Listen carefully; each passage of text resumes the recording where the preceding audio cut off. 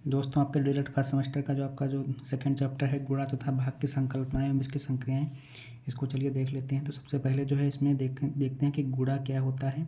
आप सभी को पता होगा कि किसी संख्या का आपस में बार बार जोड़ ही जो है गुणा कहलाता है। वैसे इसकी परिभाषा नहीं पूछी जाती है, लेकिन फिर भी आपको समझाने के लिए जो है हम आपको इसमें बता दिए हैं ना। या तो इसको कह सकते हैं कि जोड़ने का संक्षिप्त रूप ही गुणा है। जैसे कि आप 2 + 2 + 2 यानी कि 6 हो गया, या फिर 2 को 3 से जब आप गुणा करेंगे 3 बार तो ये भी आपका 6 ही इसका आंसर हो जाता है। इसी प्रकार से अगर आप देखेंगे कि अगर 4 + 4 करेंगे तो ये 8 होता है, और 4 × 2 यानी कि 4 को 2 से बार गुणा करेंगे आप तो भी आपका जो है 8 ही इसका आंसर हो जाता है। इसी प्रकार से आप देखेंगे अगर 5 को 5 बार जोड़ेंगे तो 25 है, या फिर 5 को 5 से गुणा कर देंगे तो भी आपका 25 ही आ जाता है ना। इसी प्रकार से या देखेंगे अतः किसी संख्या को बार बार जोड़ ही गुणा है, यानी कि किसी संख्या का जो है बार बार जोड़ जो होता है वही उसका संक्षिप्त रूप ही जो होता है उसका गुणा कहलाता है, या फिर बार बार जोड़ने को ही आसान बनाने का तरीका एक गुणा कहलाता है ना। इसी प्रकार से अगर देखेंगे क्वेश्चन एक एग्जाम्पल के तौर पे, तो जैसे कि है 62 × 74 को हल कीजिए, है ना।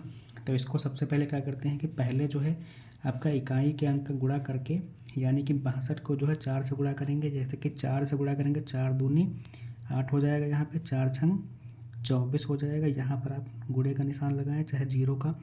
इसके बाद 7 से गुणा करेंगे, यानी कि दहाई का अंक जो है 7 आपका, 7 का 2 बार 7 दूनी 14 हो जाएगा, और 7 छंग 42, 14 का जो है एक हाथ चलेगा आपका, 7 छंग 42 एक 43 इस तरह से। तो इसके बाद यहाँ पे 8 आ जाएगा, है ना। यहाँ पे 4 4 8 हो जाएगा ये भी, और 2 3 5 हो जाएगा, और ये 4। अगर इसका हल देखेंगे तो ये हो जाएगा 4588 इस प्रकार से। इसी तरह से गुणे के कुछ फैक्ट देख लेते हैं। तो सबसे पहला कि किसी संख्या का शून्य से गुणा करने पर जो है शून्य ही प्राप्त होता है। सभी को पता होगा कि शून्य से किसी संख्या गुणा करेंगे तो शून्य ही मिलता है। जैसे कि 2 × 0 तो 0, 25 का 0 से, इस तरह से किसी भी संख्या को हम करेंगे शून्य से गुणा तो वो 0 ही हो जाता है। और इसी प्रकार अगर किसी संख्या को 1 से गुणा करते हैं तो वह संख्या वही संख्या प्राप्त होगी। जैसे 1 का गुणा करेंगे 32 से तो 32 ही मिलेगा, 50 से करेंगे तो 50 ही हो जाता है। इसी प्रकार से अगर दो संख्याओं के गुणा में संख्याओं को क्रम बदलने पर गुणनफल वही रहता है। अगर जैसे दो संख्याओं का गुणा है तो इनके क्रम को अगर बदल दें, जैसे कि इसको 50 पहले था फिर 5 बाद में, तो अगर जो 5 को पहले देखते हैं 50 को बाद में, तो गुणे में जो है क्रम बदलने पर कोई असर नहीं पड़ता, उसका गुणनफल उतना ही प्राप्त होता है। नेक्स्ट टॉपिक जो आपका था इसमें भाग की संकल्पना, इसको देख लेते हैं। तो किसी वस्तु समूह को बराबर भागों में बांटना ही भाग है, या फिर किसी संख्या से एक ही संख्या बार बार घटाने की क्रिया जो है भाग बन जाती है। जैसे कि 10/2 करेंगे तो इसका आंसर 5 आ जाएगा। अगर इसके कुछ जो है मुख्य बिंदुओं को देखेंगे तो 0 0 के अतिरिक्त शून्य से किसी भी संख्या से शून्य से भाग देने पर भागफल सदैव शून्य ही रहता है। यानी कि अगर 0 को किसी संख्या से भाग देंगे तो 0 ही प्राप्त होता है। इसी तरह से किसी संख्या में 1 से भाग देने पर भागफल वही संख्या ही प्राप्त होती है, सभी को पता होगा। और किसी संख्या को उसी संख्या से भाग देने पर सदैव 1 ही प्राप्त होगा। यानी कि जैसे 25 से 25 को भाग दे रहे हैं ना, 25/25 तो 1 ही प्राप्त होगा, या किसी अन्य को भाग देंगे तब भी उसी तरह से हो जाता है। अगर नेक्स्ट क्वेश्चन की बात करेंगे कि 625 को 25 से भाग देते हैं तो क्या होगा, तो 25 को भाग करेंगे 625 से इस प्रकार से, तो 25 दूना 50, यहाँ पे हासिल बच जाएंगे आपके 12, फिर 5, 25 पंचे 125, यानी कि शेष फल आपका 0 आ जाएगा। और ये आपका भागफल है, और ये भाजक, इस तरह से आपका हो जाएगा। इसी प्रकार से पहला क्वेश्चन देखेंगे यहाँ पे, यदि भाजक 483, भागफल 403 तथा शेषफल 50 हो तो भाज्य ज्ञात कीजिए। तो इसमें सबसे जो इम्पोर्टेंट आपका फार्मूला है ये आपको बताते हैं। ये होता है भाज्य बराबर भाजक और गुणे भागफल और प्लस का आपका शेषफल। ये जो फार्मूला है ये आपका बहुत इंपॉर्टेंट है। इसी पे जो है इन सभी इस तरह के जो जितने भी क्वेश्चन होते हैं इस पे लगा दिया जाता है। अगर इसमें भाज्य जो है आपको ज्ञात करना है, यानी कि भाज्य आपका निकालना है। भाजक दिया है 483, है ना, और भागफल भी दिया है आपका 403, और शेषफल भी आपका दिया है। तो ये भाज्य बराबर हो जाएगा आपका 483 गुणे 403 + 50। इसको जो इस तरह से सॉल्व करेंगे तो इसका गुणा कर देंगे जो भी आएगा, और +50 जोड़ देंगे, आपका इस तरह से आपका ये आंसर हो जाएगा। नेक्स्ट क्वेश्चन इसी तरह देखेंगे, 24 को किस संख्या से गुणा करने पर गुणनफल 2400 प्राप्त होगा, है ना। तो 24 को अगर मान लेते हैं किस संख्या से गुणा करें 2400, तो माना 24 को जो है x से अगर गुणा करते हैं तो आपका 2400 प्राप्त हो जाएगा, है ना। x ऐसी कोई संख्या होगी तो इसको अगर x को ज्ञात करना है तो 24 को इधर भेजेंगे हम, x बराबर हो जाएगा 2400 भागे 24। 24 इसको काटेंगे, या 24 से इसको 2400 को भाग देंगे जब आप, इस तरह से आप देखेंगे तो x बराबर 100 आंसर आ जाएगा, यानी कि जो है वो संख्या जो है वो आपकी 100 है।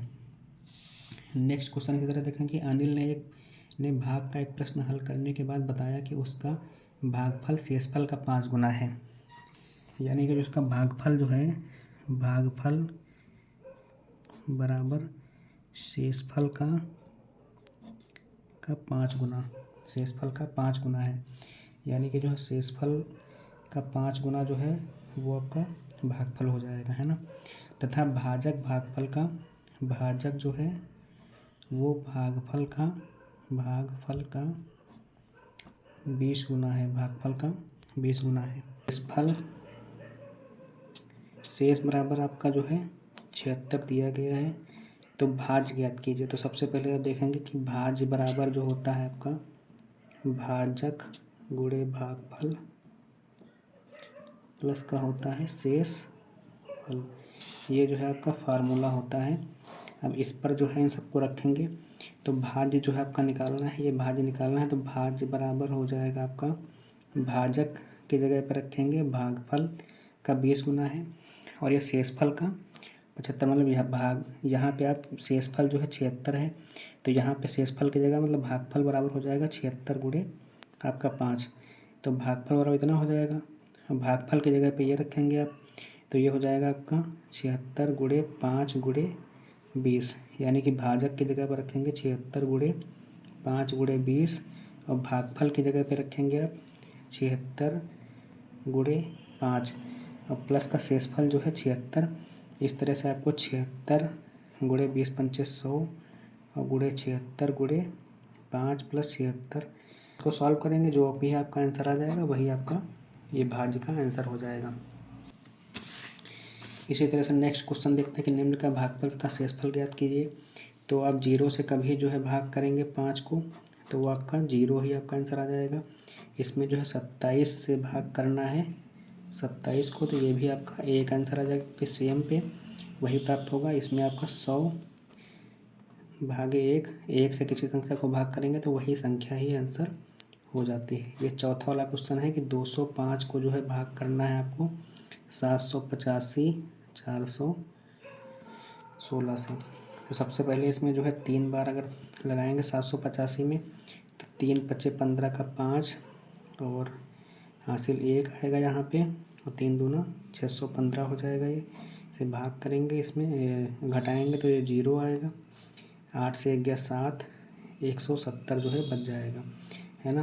फिर यहाँ पे 4 यहाँ का रखेंगे ये, और लगभग 8 बार लगाएंगे तो 8 पंचे 40 का 0, और 4 भी यहाँ जाएगा, 8 दूनी 16, यहाँ 4, 10 से 4 गए 6, यहाँ 0, यहाँ 0, 64 बचेगा। फिर नेक्स्ट वाला 1, फिर 3 बार, तो 3 बार में 615 ही आ जाएगा, क्योंकि 3 पच्चे 15, 1 हासिल 3 दूना 6। इस तरह से इससे घटाएंगे तो 11 में से 5 जाएंगे, तो यहाँ बचेगा 6, 26 बचेंगे। फिर यहाँ का बचा 6 उतारेंगे, एक बार लगाएंगे 205, यहाँ बचेगा 1, यहाँ बचेगा 6, यानी कि 61 जो है वो शेषफल आ जाएगा, है ना, शेषफल।